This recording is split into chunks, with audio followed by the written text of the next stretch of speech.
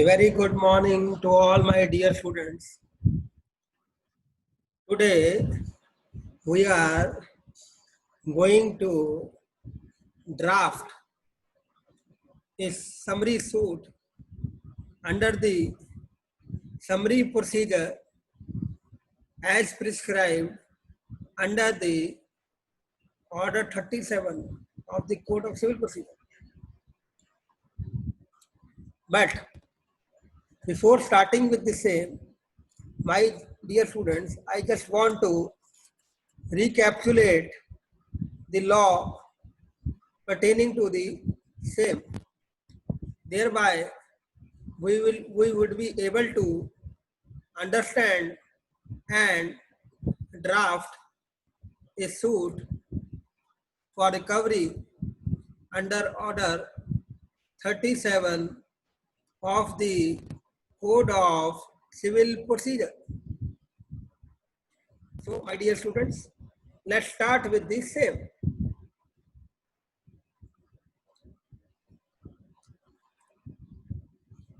As you all are aware that the relevant provision for filing a suit for recovery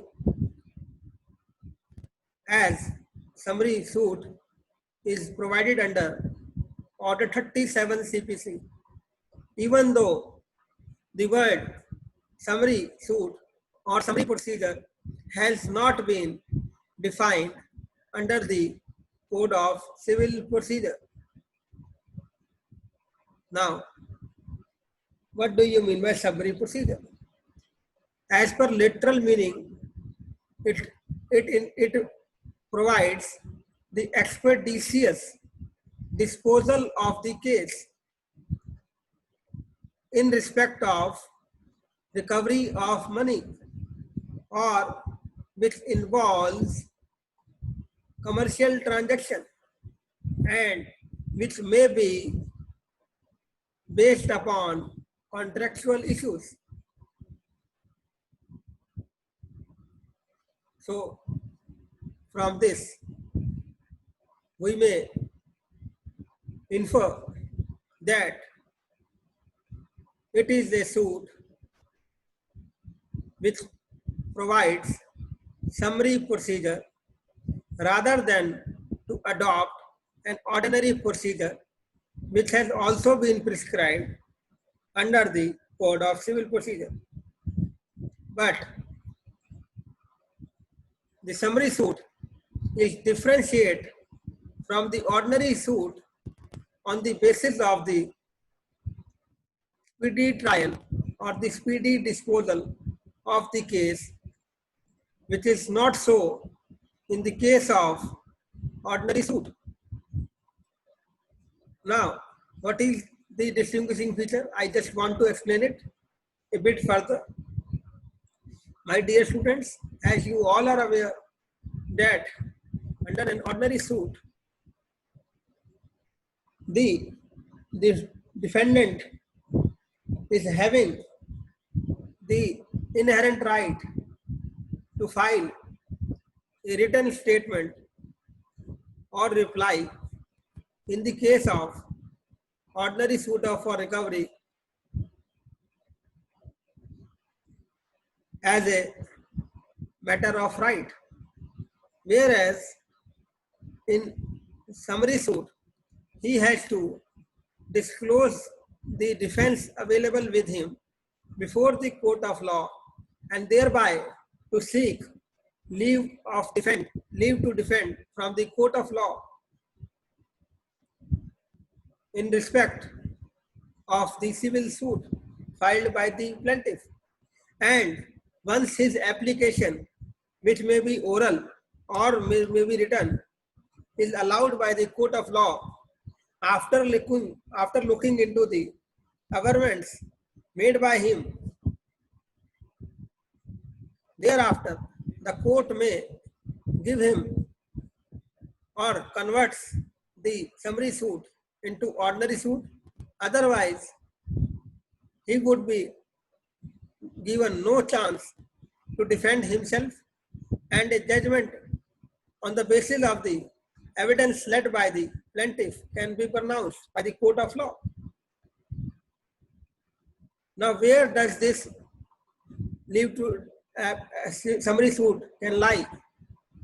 It can be filed in High Court only in those cases where the High Court is having the original jurisdiction to try a civil suit. For example, Delhi High Court in India is also having the original jurisdiction to try a civil suit. And it also has the pecuniary jurisdiction where the subject matter involves rupees 2 crore and above. Then in those cases, a matter can be filed for the recovery of the said amount, and the matter can also be filed in this case to the High Court, that is Delhi High Court. Thereafter, the summary suit can also be filed before the city civil courts. Further, it can also be filed before Court of Small Causes and other courts as specified by the High Court. In what type of cases the summary suit can be filed? It can be filed only on those cases where the suit is based upon the instruments of negotiability, that means negotiable instruments, or where the plaintiff seeks to recover a debt which is liquidated amount. So from this we may infer, my dear students, that summary suit cannot be filed in case of an unliquidated sum of money. Next, the summary procedure. So now I just want to apprise about the advantages of summary suit. So my dear student, the summary procedure prevents unreasonable obstruction by the defendant who has no defense. Second, it assists the expeditious disposal of the case. Unless the defendant is able to demonstrate that he has a substantial defense in his case, the plaintiff is entitled to a judgment forthwith. So from this, we may say that substantial defense has to be disclosed for getting a leave to defend. Otherwise, a judgment can be pronounced against him. Next, in the event of ex parte decree in the summary suit, the defendant is required to show more strict and stringent causes. This ensures that ex parte decree is not set aside in an ordinary manner. Further, the summary procedure is generally resorted to in a class of cases where speedy decisions are desirable in the interest of commercial transaction. So from this, we may infer that where the case involved high stakes of commercial transactions, then in those cases, we may resort to summary suit. Further, by and large, the summary procedure ensures that the defendant does not prolong the litigation and prevent the plaintiff from obtaining a decree by raising untenable and frivolous defenses. So from this, we may infer that it protects to undo the matter suffered from delay and thereby stops the defendant to take frivolous or untenable defenses in his suit, in his reply. Next. Now, I just want to apprise you about the disadvantages of a summary suit. As you all are aware that the summary suit can be filed only in those cases where there are commercial transactions. So the subject matter involved is here limited in nature. This is one of the disadvantages of a summary suit, meaning thereby the summary procedure is generally resorted to in a class of cases where speedy decisions are desirable in the interest of commercial transactions only. Second, summary suits are instruments of speedy remedy Justice hurried is justice buried. So sometimes for pronouncing a judgment in a speedier manner, the court may bury the justice. So it is also based upon this maxim, justice hurried is justice buried. Next, summary suits are easier to establish for the plaintiff and tougher for the defendant. So from this we may infer that level playing ground is not available for both of them, that is for plaintiff as well as the defendant, which is available in the case of ordinary suit and not available in the case of ordinary suit and not available in the case of summary suit, my dear students. Next, in case of non-appearance of the defendant or refusal to leave to defend, the plaintiff is entitled to decision forthwith. Presentation of defendant case is eliminated, making it rather plaintiff favored as compared to the defendant. More strict and stringent special circumstances for non-appearance has to be shown. So these are some of the disadvantages of summary suit. Now, my dear students, we will draft a summary suit. As you all are aware that the format of the suit of recovery is you have to mention the name of the court. So here we have written in the court of additional junior civil judge at Karkarduma court. So we have to describe not only the name of the judge, name of the court, but also we have to apprise or dealt with the name of the designation of the judge also. Further, we have to mention the civil suit number. Here we have mentioned in our draft civil suit number as 420 of so and so.